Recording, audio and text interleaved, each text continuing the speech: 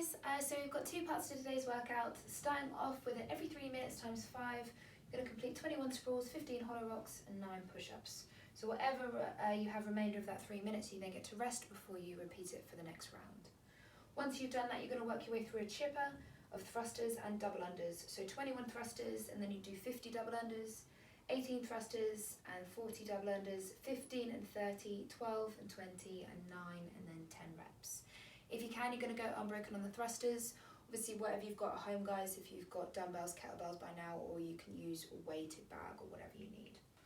Your warm-up, you've got 2 EMOMs. So the first one is 6 minutes, and you're going to alternate between a curtsy squat, a prone handcuff to Y, going nice and slowly on that one, and then a quad T spine rotation.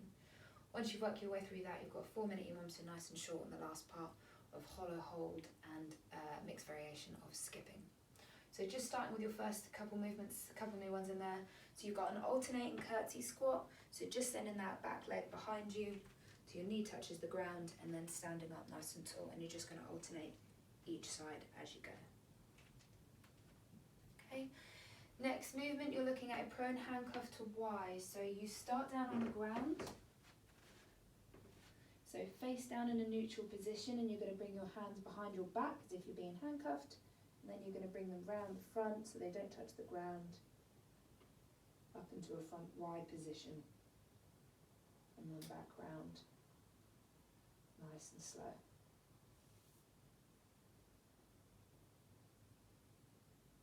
And you're just rotating the hands as you come back and forward. So palms facing up when you're behind, and then palms facing down to the ground when they're in front.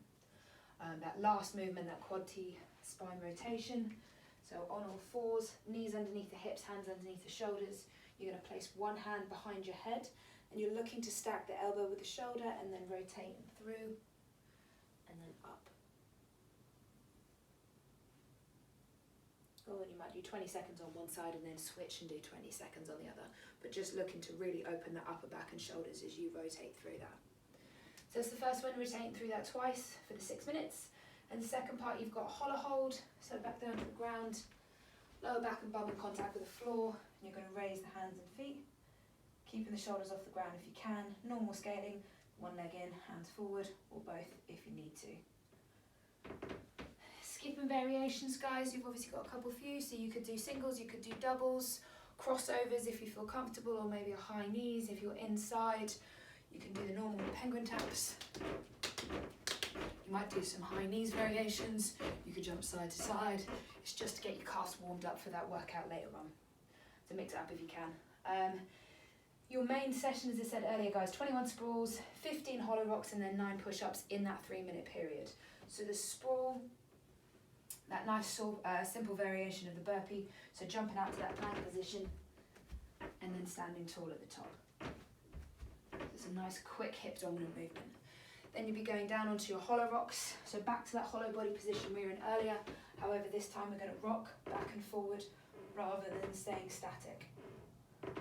Again, normal scaling options apply, so shorten the leg lengths by bringing one hands forward or your legs in, okay?